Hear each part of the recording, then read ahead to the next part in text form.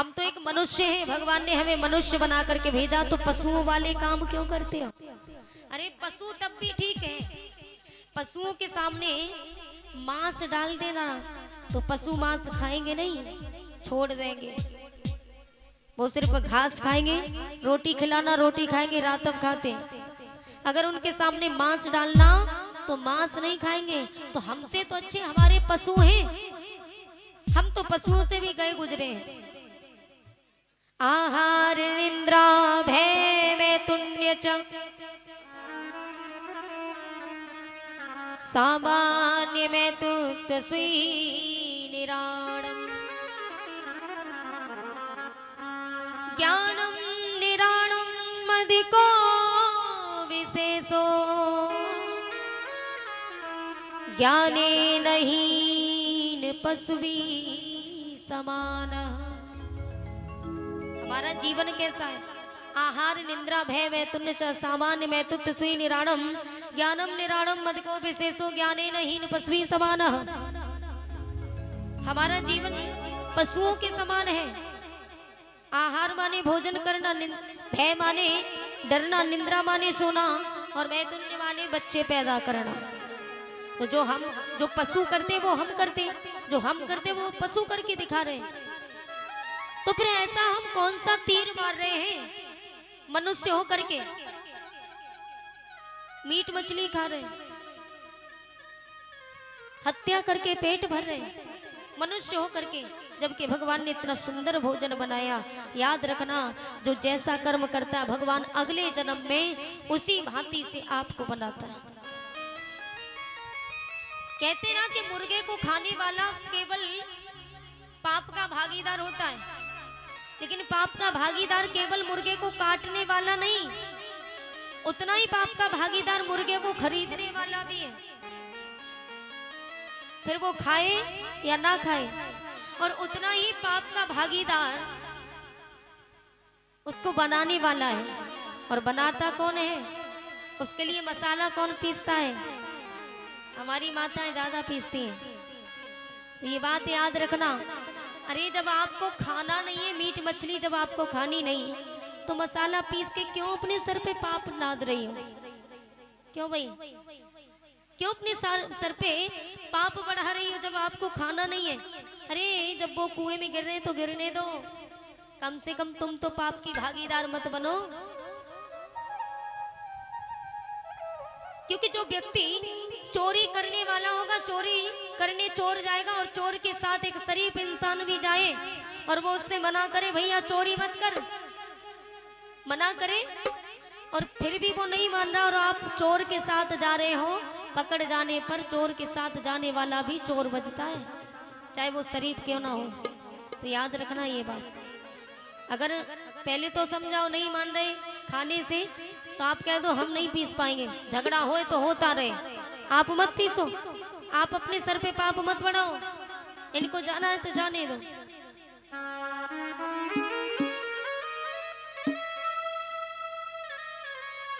इस संसार में आकर के मनुष्य एक ऐसा है जिसको जन्म मिलते ही वो कहता, अरे भैया कहाँ फंस गए, भैया इसकी आवाज खोलो, आज हम कहाँ फंस गए। भगवान ने मनुष्य बना दिया, अरे प्रभु अगले जन्म में मनुष्य न बनाए।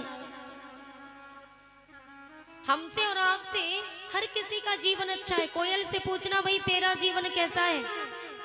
कोयल को राग सी, भौरे को पराग सी, और पतंगे को चिराग सी लगती है जिंदगी। चिड़ियों को चहक सी, तितली को महक सी, और मधुमक्खी को शहद सी लगती है जिंदगी। सूर्य को सविता सी, पपीहे को कविता सी, और मछली को सरिता सी लगती है जिंदगी। चकोर को ससी सी, पुष्प को हंसी सी, लेकिन इस मनुष्य को ही फंसी सी लगती है जिंदगी, लगती है जिंदगी। इसलिए प्यारे, आप मोर से पूछना, अरे भाई तेरा जीवन कैसा है?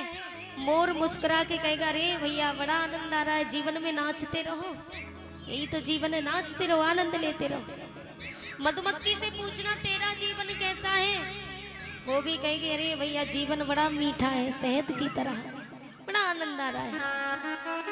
लेकिन मनुष्य से पूछना अरे भाई तेरा जीवन कैसा, तो मनुष्य कहेगा अरे भैया क्या बताएं अब आपको, हम तो अब गाड़ी चल रही है, जी रहे, मन करता है भगवान मिट्टी समेट ले, मन करता है कि मर जाएं, अब जीने की आशा नहीं रही। तो क्यों, क्या कुछ नहीं है आपके पास, सब कुछ तो है। हम नाली में रेंगने वाले कीड़े मकोड़े तो नहीं, जो गंदगी में रहते हैं। भगवान ने साफ सुथरा बना करके भेजा, मनुष्य बना करके भेजा, जो चाहे वो खा सकते, जो चाहे वो पहन सकते, जो चाहे कर सकते, जहाँ चाहो घूम सकते, जो इच्छा हो वो कर सकते। तो फिर क्यों रोना, मत रोइए। ये भगवान ने जीवन दिया है, इसको आसानी से जियो। बोलिए गोविंद भगवान की, सावरिया सरकार की। व्यास नंदन श्री सुखदेव जी कहते हैं, हे राजन परीक्षित, जिस समय ब्रह्मा जी ने सृष्टि का आदेश दिया, जब उत्पत्ति तो उन्होंने की, मनु और शत्रुपा की उत्पत्ति की, उनका आपस में विवाह करवाया और उनकी संतान हुई, धीरे धीरे सृष्टि बढ़ने लगी। तो ब्रह्मा जी ने कहा भाई मनु शत्रुपा से कि सृष्टि का वर्णन करो, सृष्टि बढ़ाओ। मनु शत्रुपा ने कहा प्रभु सृष्टि तो बढ़ा दे, लेकिन छोटे से कमल के पत्ते पर कैसे रहेंगे और कब तक रहेंगे।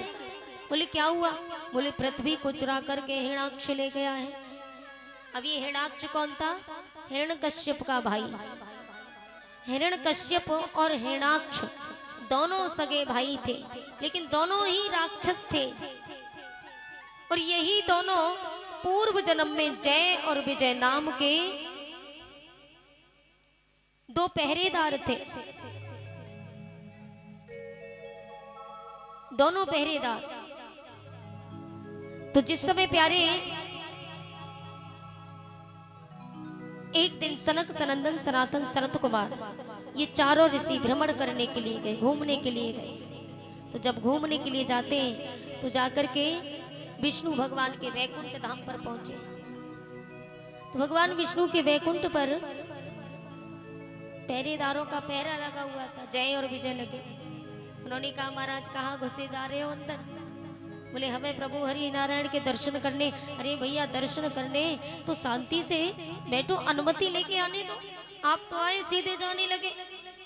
बोले हमारे प्रभु का आदेश है कि हमारी मर्जी के बगैर किसी को अंदर मत आने देना।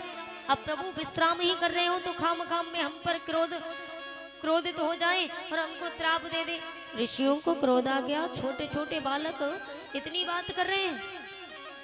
बोले वो तो श्राप नहीं देंगे, लेकिन हम तुम्हें श्राप जरूर देते हैं, क्योंकि तुमने हमें रोक करके हमारा बहुत बड़ा अपमान किया है, इसलिए हम तुम्हें श्राप देते हैं कि 3 जन्म तक भूमि पर और रहो पिशाच समान।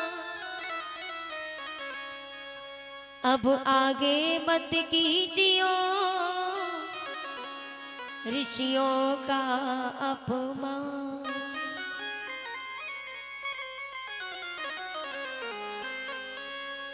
ऋषियों ने श्राप दे दिया, 3 जन्म तक भूमि पर रहो पिशाच समान। अब आगे मत कीजियो ऋषियों का अपमान। दोनों पहरेदार चरणों में गिर गए, प्रभु हमसे बहुत बड़ी भूल हो गई, क्षमा कर दीजिए और अपने श्राप को वापस ले लो। तो दोनों पहरेदारों की बात सुनकर के ऋषि कहने लगे हम अपना श्राप तो वापस नहीं ले सकते, लेकिन इसमें कुछ बदलाव जरूर होगा। और वो बदलाव क्या था कि 3 जन्म जो श्राप दिया, 3 जन्म तक भूमि पर रहो पिशाच समान। अब आगे मत कीजियो अज ऋषियों का अपमान। ये श्राप की बात सुनी तो दोनों पहरेदार जब चरणों में गिरे, क्षमा अर्चना की और कहा श्राप वापस ले लो। तो ऋषि कहने लगे श्राप वापस नहीं ले सकते, लेकिन इसमें बदलाव होगा। और वो बदलाव क्या था? तुम पिशाच होंगे मगर होंगे तेज निधान, तुम्हें उद्धारेंगे स्वयं दीनबंधु भगवान। बोले तुम्हारा उद्धार पार ब्रह्म परमात्मा के हाथों से होगा, चिंता मत कीजिए। ऋषिगण वहां से चले गए, दोनों पहरेदार जाकर के भगवान के चरणों में गिर गए। और जब भगवान के चरणों में गिरे तो उसी समय भगवान से कहा कि प्रभु हम तो आपकी आज्ञा के अनुसार पहरा लगा रहे थे, आपके कहने के अनुसार, और आपकी आज्ञा से ही वहां खड़े हुए थे। लेकिन चारों ऋषि आए, उन्होंने हमें श्राप दे दिया कि हम 3 जन्म तक भूमि पर राक्षस बन करके रहेंगे। तो प्रभु आप कुछ कीजिए। भगवान हरि नारायण ने कहा चिंता मत करो, अब जो होना था वो तो हो गया, लेकिन याद रखना 3 जन्म में तुम्हारा उद्धार हमारे हाथों से होगा। तो वही दोनों पहरेदार अगले जन्म में हिरणाक्ष और हिरण्यकश्यप बन करके आए। हिरणाक्ष हिरण्यकश्यप बन करके आए तो हिरणाक्ष पृथ्वी को चुरा करके ले गया और पृथ्वी को चुरा करके पाताल लोक में ले जा करके सोने लगा। पृथ्वी से कहा हमसे विवाह कर लो तभी तुम्हें आजाद करेंगे, हमारी रानी बन करके रहोगी तो आनंद करोगी जीवन में। पृथ्वी मैया ने कहा दुष्ट नीच पापी अपनी ही माँ से विवाह करना चाहता है। अरे मैं तो जगत माँ हूँ, मैं संसार की माँ हूँ, और तू मुझसे विवाह करेगा, देखना तेरी बुरी दुर्गति होगी। हिरणाक्ष जोर जोर से हंसने लगा, कौन करेगा? माता पृथ्वी ने कहा जो सबके पालनहारी है, जगत पिता श्री हरि नारायण तेरा अंत करेंगे। हिरणाक्ष जोर जोर से हंसने लगा, मैं भी देखता हूँ कि वो नारायण मुझे कैसे मारेगा। तो पृथ्वी को ले जा करके पाताल लोक में छुप करके बैठ गया और सोने लगा। दुखियों की आवाज भगवान के कानों में पड़ी। भगवान से सभी कहने लगे प्रभु अब तो नैया आपके हाथों में है, आप उसको संभालो।